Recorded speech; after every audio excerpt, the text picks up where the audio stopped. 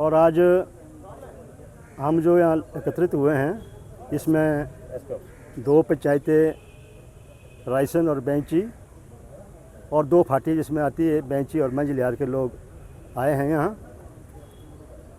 ये दिनांक 16/9/2024 साजे वाले दिन का घटनाक्रम है।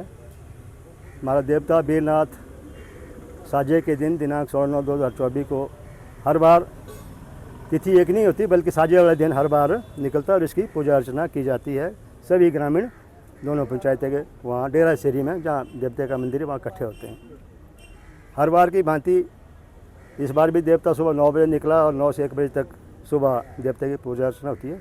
उसके बाद रेस्ट होता है, लंच होता है और शाम को 5 बजे के बाद दोबारा से फिर से देवली होती है। तो जब दिनांक 16/9/24 को शाम लगभग 5 सवा 5 बजे देवता दोबारा निकला और उस वक्त फिर देवता अपनी परिक्रमा के लिए निकलता है, जो थोड़ा सा एरिया है उसका अपना, उसमें परिक्रमा के लिए निकलता है और सारे देवली भी साथ निकलते हैं बाजे गाजे के साथ। लगभग 5:30 बजे हम सभी लोग देवता वीरनाथ के साथ परिक्रमा में चल रहे थे।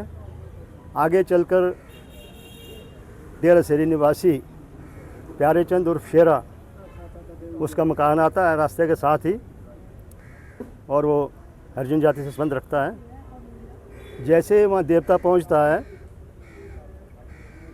वो जो प्यारचंद उर्फ शेरा पहले से ही घात लगा कर तैयार बैठा होता है झगड़ा करने के लिए। और जैसे ही देवता पहुँचता है, आगे देवते के निशांची होते हैं, उसके बाद बाजे वाले देवता, पीछे हरियाण होते हैं। सबसे पहले उसने ये बुद्ध राम यहाँ बैठे हैं हमारे साथ, डौंसी देवते का, ये भी हरिजन जाति से ही है। दूर से दौड़ कर आया, इनको धक्का मारा और हाथ में दराट लेके बाहर करने की कोशिश की। तो उसके बाद फिर वो दूसरे लड़के पर झपट जाता है, जो गांव के और लोग थे और आगे निशांची थे उन पर भी झपट जाता है। और साथ में अकेला नहीं बल्कि उसकी परिवार की बेटी, पत्नी और महिलाएं भी उसके साथ उसमें सहयोग करती हैं झगड़े में। और जब ये मामला हुआ तो बीच बचाव करके लोगों ने रफा दफा किया। रफा दफा जब हुआ तो देवता अपने मंदिर की ओर निकल गया। तो देवता ने अपनी कार्रवाई शाम तक की और हम लोग भी वहीं थे। देर शाम को हमें पता चला 8 बजे के ये जो अपना प्यारचंद है उसने थाने में FIR लॉन्च की है और थाने से भी फ़ोन आया कुछ लोगों को कि भाई आपके खिलाफ़ FIR हुई है। तो हमने कहा किस प्रकार की FIR हुई है भाई? तो कहते हैं कि कोई मारपीट का केस है और साथ में एट्रोसिटी एक्ट लगा दिया उसने। जब कोई वहाँ किसी प्रकार की कोई गाली गलौच नहीं हुई, किसी ने कोई गाली दी नहीं।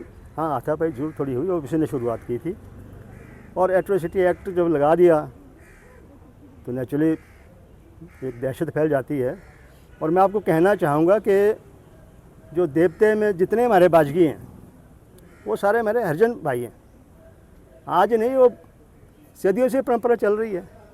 उसमें सभी वर्ग के लोग होते हैं, सभी संप्रदाय के लोग होते हैं, हरिजन भी होते हैं, राजपूत भी होते हैं, किन्नौर के भी होते हैं, अन्य जो भी वर्ग है सब हिस्सा लेते हैं उसमें और अपना जिसकी दायित्व होता है उसको निभाते आ रहे हैं।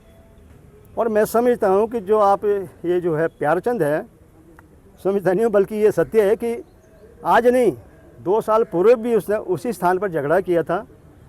और इसलिए किया कि भाई वहाँ देवता आज नहीं सदियों पुरातन समय से जा रहा है और देवता अपना खूंटा गाड़ता। वहाँ पर एक स्थान था वहाँ जिस पर उसने पिछले वर्ष कब्जा कर दिया, नजायज़ खोखा बना दिया और झगड़ा भी किया। तो फिर हमने कमेटी में निर्णय लिया कि भाई यार झगड़े से बचो, क्यों किसी आदमी के साथ झगड़ा करें। तो हम अब रास्ते से ही अपना होकर परिक्रमा करके वापस आ जाएंगे। और हम इस बार उसके ना खेत में गए, खेत उसका है ही नहीं, खाली रास्ता है, रास्ते से ही अपने वापस आ रहे थे, उसने झगड़ा किया। यही नहीं, उसने वर्ष 2009 में बैंची में भी देवता वीरनाथ ही था, बैंची में देवता जाता है परिक्रमा के लिए। इसके बाद 18-19 तारीख को वहाँ उसने भवानी प्रसाद एंड अदर्स किन्नौर के कुछ लड़के थे, उनके खिलाफ भी झगड़ा किया और ये एट्रोसिटी का एक्ट लगाया था। और किन्नौर वाले तो बच गए थे, लेकिन भवानी प्रसाद जी को लंबी लड़ाई कोर्ट में लड़नी पड़ी अपने बचाव के लिए। और इसके उपरांत भी वो कई बार लड़ता रहता है समाज के साथ, विभिन्न लोगों के साथ। और इस बात का रोब दिखाता है कि मैं हरिजन से संबंधित हूँ और हरिजन जो उनकी एक संस्था बनी है उसका अध्यक्ष हूँ, ऐसा कहता रहता है, पता नहीं जो कि क्या कहता है। तो उसकी आड़ में लोगों के साथ झगड़ा करना। अब जैसे मैंने अभी आपको कहा कि वहाँ सभी संप्रदाय के लोग थे। हम नहीं चाहते कि भाई जो समाज के अंदर एक अच्छा वातावरण, भाईचारे का हमारा वातावरण है, सब जाति के लोग इकट्ठे रहते हैं, मिलते हैं, जुलते हैं।